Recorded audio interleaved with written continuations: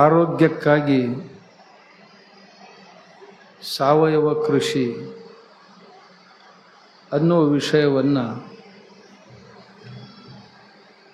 ತಮ್ಮೆದುರಿಗೆ ಮಾತಾಡಬೇಕಾಗಿದೆ. ನಾವು ಆರೋಗ್ಯವನ್ನು ಮೊದಲು ಚೆನ್ನಾಗಿ ತಿಳ್ಕೋಬೇಕು. ನಾವು ಆರೋಗ್ಯವನ್ನು ತಿಳ್ಕೋಬೇಕಾಗಿತ್ತು ಅಂದ್ರೆ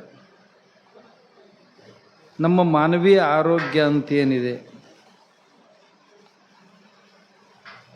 ಇದರಲ್ಲಿ 3 ಘಟಕಗಳಿವೆ. ನಮ್ಮ ದೈಹಿಕ ಆರೋಗ್ಯ, ನಮ್ಮ ಬೌದ್ಧಿಕ ಆರೋಗ್ಯ ಮತ್ತು ನಮ್ಮ ಮನಸ್ಸಿನ ಆರೋಗ್ಯ. ಇವು 3 ಕೂಡಿ ನಮ್ಮ ಆರೋಗ್ಯ ಆಗ್ತದೆ. ಇದರೊಳಗೆ ಒಂದು ಸರಿಯಾಗಿರಲಿಲ್ಲ ಅಂತಂದ್ರೂ ಸಹಿತ ಉಳಿದು 2 ತಾನೇ ಅಸ್ವಸ್ಥ ಆಕ್ಕವು. ದೈಹಿಕ ಆರೋಗ್ಯ ಅಂದ್ರೆ ನಮ್ಮ ಶರೀರ, ಈ ಶರೀರದ ಎಲ್ಲ ಇಂದ್ರಿಯಗಳು ಇವು ಸರಿಯಾಗಿರಬೇಕು.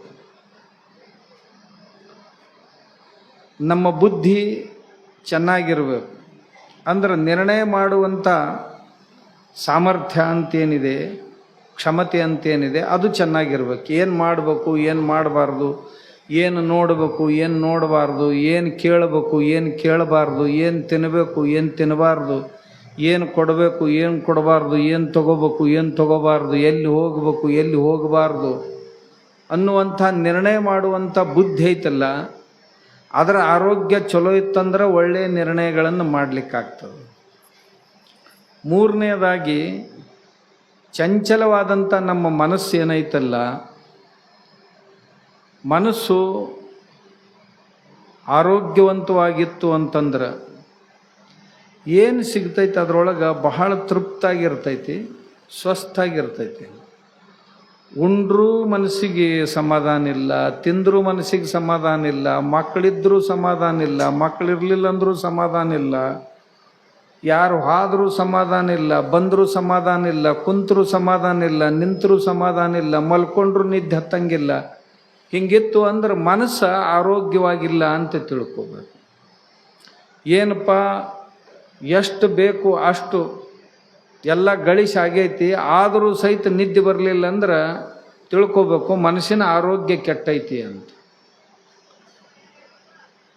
ಮನ್ಯಾಗ ಲಕ್ಷಗಟ್ಟಲೆ ಕೋಟಿಗಟ್ಟಲೆ ರೊಕ್ಕ ಇದ್ದರೂ ಸಹಿತ, ರೂಪಾಯಿ ಇದ್ದರೂ ಸಹಿತ, ಉಣ್ಣಾಕ ತಿನ್ನಾಕ ಏನೂ ಕಡಿಮಿಲ್ಲ, ಎಲ್ಲ ಇದ್ದಾಗಲೂ ಸಹಿತ ಮನಸ್ಸು ಹೊಯ್ದಾಡ್ತಿತ್ತಂದ್ರೆ, ಇನ್ನಷ್ಟು ಬೇಕಂತಿತ್ತಂದ್ರೆ ಅದಕ್ಕೆ ಆರೋಗ್ಯ ಚಲೋ ಇಲ್ಲ ಅಂತ ತಿಳ್ಕೊಬೋದು.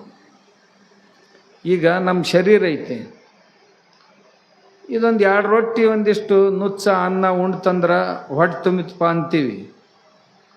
ಆ 2 ರೊಟ್ಟಿ ಉಣ್ಣು ಹೊಟ್ಟಿಗೆ ಒಂದು 50 ರೊಟ್ಟಿ ಉಂಡ್ರು ಸಹಿತ ಇನ್ನಷ್ಟು ತೊಗೊಂಡು ಬರ್ರಿ ಅಂತಿದ್ದ ಅಂದ್ರೆ ಏನಂತೀವಿ?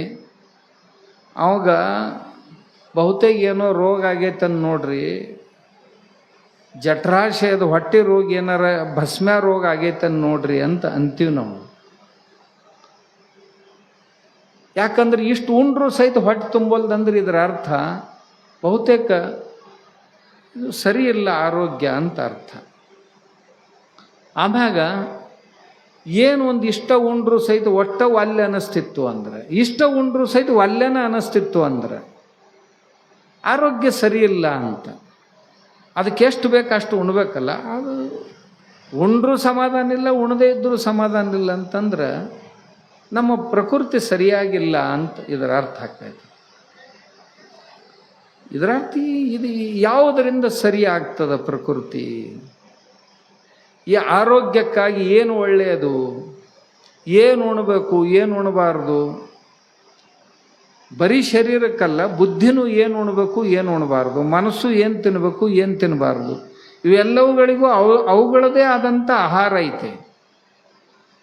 ಹೊಟ್ಟಿ ಏನು ಉಣಬೇಕು, ಏನು ಉಣಬಾರ್ದು. ಒಬ್ಬ ಋಷಿಗಳು ಕೂತಿದ್ರು, ಆಯುರ್ವೇದದಲ್ಲಿ ಚವನ ಋಷಿಗಳು ಅಂತ ಅವ್ರ ಹೆಸರು.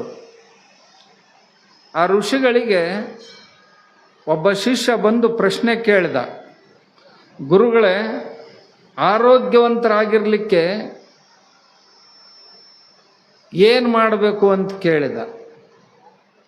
ಅವ್ರು ಬರೀ 3 ಶಬ್ದಗಳಲ್ಲಿ ಆರೋಗ್ಯ ಅಂದ್ರೆ ಏನು ಅನ್ನೋದನ್ನು ಹೇಳಿದರು. ಯಾವ ವ್ಯಕ್ತಿ ಈ ಜಗತ್ತಿನಲ್ಲಿ ಆರೋಗ್ಯವಂತ ಅಂತ ಕೇಳಿದರು. ಅವಾಗ 3 ಶಬ್ದಗಳು, ಹಿತಭುಕ್, ಮಿತಭುಕ್, ಋತುಭುಕ್ ಅಂತ 3 ಶಬ್ದಗಳಲ್ಲಿ ಅದರ ಉತ್ತರ ಹೇಳಿದರು. ಹಿತವಾದದನ್ನು ಉಣಬೇಕು, ಮಿತವಾದುದನ್ನು ಎಷ್ಟು ಬೇಕು ಅಷ್ಟ ಉಣಬೇಕು, ಋತುಭುಕ್ ಅಂದ್ರೆ ಯಾವಾಗ ಹಸಿವಾಕೈತೆ ಅವಾಗ ಉಂಡು ಬಿಡಬೇಕು, ಮತ್ತು ಯಾವಾಗ ಊಟದ ಸಮಯ ಅಂತ ನಿಶ್ಚಿತ ಮಾಡ್ಕೊಂಡಿವಲ್ಲ ಅವಾಗ ಉಂಡು ಬಿಡಬೇಕು. ಇವು 3 ಆದ್ರೆ ಕೆಲಸನ ಬಗೆಹರಿತೀವಿ, ಎಲ್ಲರ ಆರೋಗ್ಯ ಚಲೋನ ಇರ್ತೈತೆ. ಹಿತವಾದಂಥದ್ದಂದ್ರೆ ಏನು?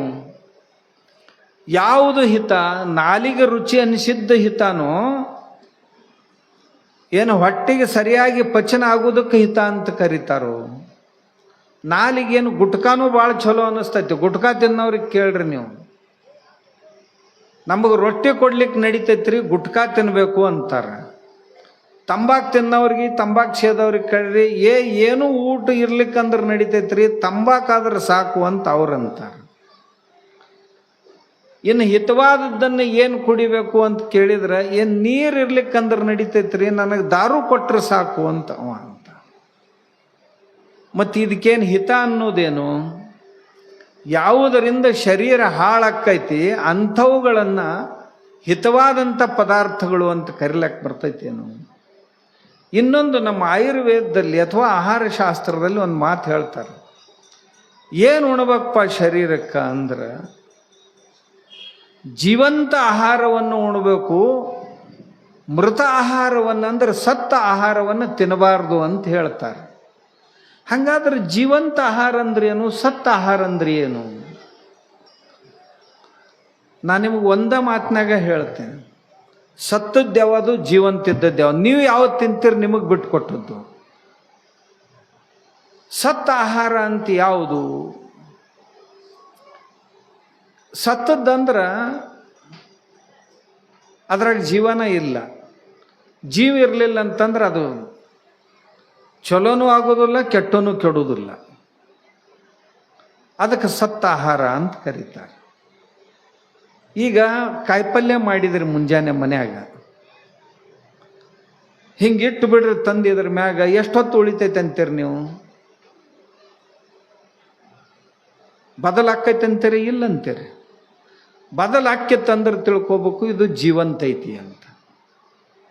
ಈ ಬದ್ನಿಕಾಯಿನ ಮಾಡಿರಿ, ಬೆಂಡಿಕಾಯಿನ ಮಾಡಿರಿ, ಟೊಮೆಟೊನ ಮಾಡಿರಿ, ಮತ್ತಾವುದೋ ಕುಂಬಳಕಾಯಿನ ಮಾಡಿರಿ, ಹಸಿರು ಪಲ್ಯನ ಮಾಡಿರಿ, ಮಾಡಿ ಒಂದಿಷ್ಟ ತಗೊಂಡು ಬಂದು ಇಟ್ಟು ಬಿಡ್ರಿ ಕಟ್ಟಿ ಮ್ಯಾಗ, ಎಷ್ಟೊತ್ತು ಉಳಿತೈತಿ ನೋಡ್ರಿ. ಅಂದ್ರೆ ಅದು ಬದಲಾಯಿತು ಅಂದ್ರೆ ತಿಳ್ಕೊರಿ ಇದ್ರೊಳಗೆ ಜೀವಿತ್ತು, ಅದಕ್ಕೆ ಪರಿವರ್ತನೆ ಆತು ಅಂತ.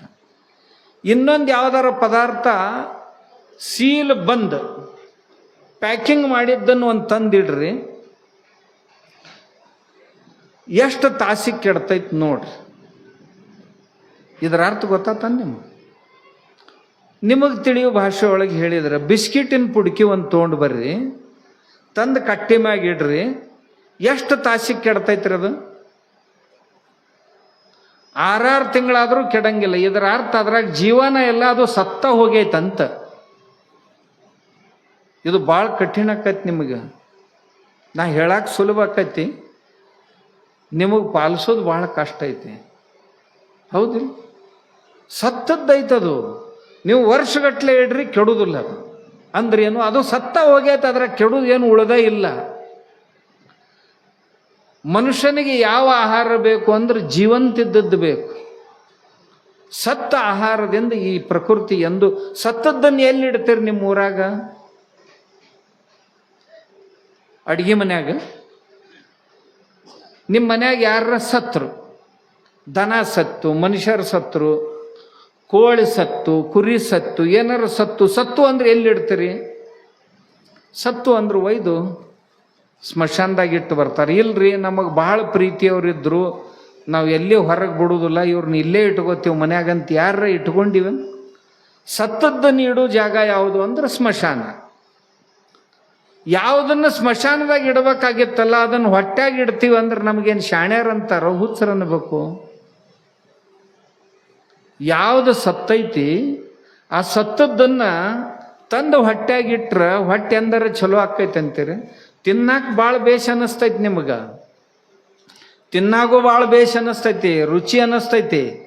ಆದ್ರೆ ಅದು ಎಷ್ಟು ಬೇಗ ಸತ್ತೈತಲ್ಲ ಅದೇ ದಾರಿಲೇನ ನಮ್ಮನ್ನು ಕರ್ಕೊಂಡು ಹೋಗ್ತೈತಿ, ನಮ್ಮನ್ನು ಕರ್ಕೊಂಡು ಹೋಗ್ತೈತಿ. ಅದ್ರಾಗೇನು ದೊಡ್ಡ ಮಾತೈತಿ? ಹಿತವಾದದ್ದೇನಪ್ಪ ಇದು? ಹಿತವಾದದ್ದಲ್ಲ. ಮತ್ತೊಬ್ಬರಂತಾರ ಏನ್ರಿ ಮತ್ತು ಒಂಜರ ಮತ್ತೇನ್ರ ತಿಂದ್ರಿ ಹೆಂಗ ಅಂತ. ಮನುಷ್ಯನ ಪ್ರಕೃತಿಯನ್ನು ದೇವರು ಯಾವುದಕ್ಕಾಗಿ ಮಾಡ್ಯಾನಲ್ಲ ಅದನ್ನು ತಿಂದ್ರೆ ಚಲೋ ಇರ್ತೈತಿ ಅಂತ. ನಮಗೆ ಕ್ವಾರಿ ಹಲ್ಲು ಕೊಟ್ಟಿಲ್ಲ ದೇವರು.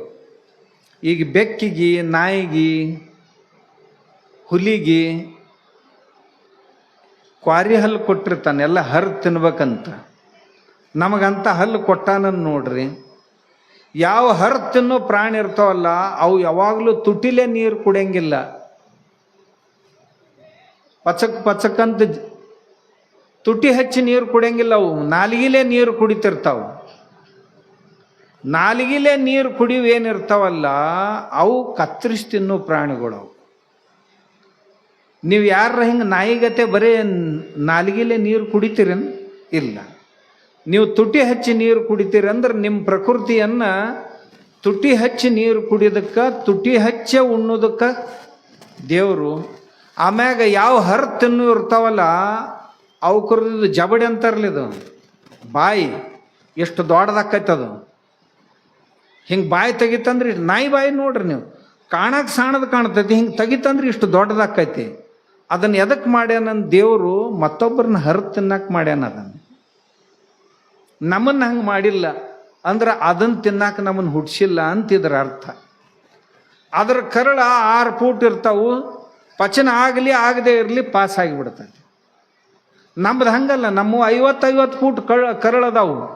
ಒಂದೇ ದಿನದಾಗ ನಮ್ಮದು ಅನ್ನದ ಪ್ರವಾಸ ಮುಗಿದಿಲ್ಲ. ಒಳಗೆ ಕೊಳ್ಯಾಕೆ ಶುರು ಆಕೈತದು ಪಚನ ಆಗ್ಲಾರ್ದು. ಅಲ್ಲಿಂದ ಗ್ಯಾಸ್ ಆಯ್ತು, ಎಸಿಡಿಟಿ ಆಯ್ತು ಅಂತೀವಿ.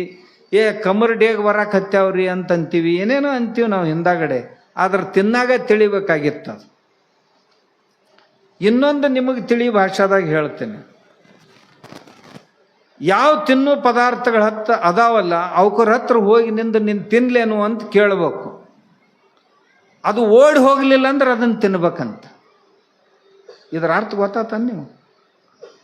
ಓಡಿ ಹೋಗಬಾರ್ದಂತ. ಈಗ ಮಾವಿನ ಗಿಡದ ಹತ್ರ ಹೋಗ್ರಿ, ಆ ಹಣ್ಣಿನ ಮುಂದಿಂದ್ರೆ ನೀನು ತಿನ್ಬೇಕಂತ ಓಡಿ ಹೋಗ್ತೈತನ? ಇಲ್ಲ. ಚಿಕ್ಕದ ಗಿಡದ ಹತ್ರ ಹೋಗ್ರಿ, ನೀನು ತಿನ್ಬೇಕಂತೀನಿ ಓಡಿ ಹೋಗ್ತೈತನ? ಹೋಗೋದಿಲ್ಲ. ಬದ್ನಿಕಾಯಿ ಗಿಡದ ಹತ್ರ ಹೋಗ್ರಿ, ನೀನು ತಿನ್ಬೇಕಂತೀನಿ ಬದ್ನಿಕಾಯಿ ಅಂತ ಕೇಳ್ರಿ, ಓಡಿ ಹೋಗ್ತೈತನದು? ಹೋಗೋದಿಲ್ಲ. ಹಾಂ, ಅದ ಕೋಳಿ ಹತ್ರ ಹೋಗಿ ನೀನು ತಿನ್ಬೇಕಂತೀನಿ ಅಂದ್ರೆ ನಿಮ್ಮ ಮನ್ಯಾಗ ಎಲ್ಲರೂ ಸತ್ತಾರ ನನ್ಯಾಕೆ ತಿನ್ನಕ್ಕೆ ಬಂದಿ ಅಂತ ಕೇಳ್ತೈತದು, ಓಡಿ ಹೋಗ್ತೈತದು. ಓಡಿ ಹೋಗುನ್ ತಿನ್ನಬಾರ್ದು, ನಿಂತು ತಿನ್ಬೇಕಂತ. ನೀವು ಯಾರ್ಯಾರು ಯಾವ್ಯಾವ ಆಹಾರ ಮಾಡ್ತೀರಿ ನನಗೆ ಗೊತ್ತಿಲ್ಲ, ಆದ್ರೆ ಸುಮ್ಮನೆ ಹೇಳಿದ್ದು ನಾನು. ನಾವು ತಿನ್ನೋ ಪದಾರ್ಥಗಳು ಭಾಳ ಚಲೋ ಇಲ್ಲ. ಬಜಾರ್ದೊಳಗೂ ಸಹಿತ ತಂದು ತಿಂತೀವಲ್ಲ ಅವು ಚಲೋ ಇಲ್ಲ. ಯಾವುದೇ ಕಾಳ ಕಡಿ ಇವತ್ತು ನಾವು ಹೊಲದಾಗಿನ ತಂದು ತಿನ್ನಕ್ಕೆ ಹತ್ತೀವಲ್ಲ ಅದರೊಳಗೆ ಇವತ್ತು ನಾವು ಯಾವ ಕೃಷಿ ಮಾಡಕ್ಕೆ ಹತ್ತೀವಲ್ಲ ಆ ಕೃಷಿಯ ಪರಿಣಾಮ ಏನಾಗೈತಿ ಅಂದ್ರೆ ನಾವು ಹಾಕಿದಂಥ ರಾಸಾಯನಿಕ ಗೊಬ್ಬರಗಳು, ನಾವು ಸಿಡಿಸಿದಂಥ ಔಷಧಗಳು, ಅದರಿಂದಾಗಿ ಭೂಮಿಯೊಳಗೆ ರಸದ ಸಂಗ್ರಹ ಆಗಿ ಯಾವುದೇ ಬೆಳೆ ಬೆಳೆದರೂ ಸಹಿತ ಆ ಬೆಳೆಯೊಳಗೆ ವಿಷ ಬರಕತ್ತೈತಿ. ಆ ವಿಷ ಈ ಪ್ರಕೃತಿಗೆ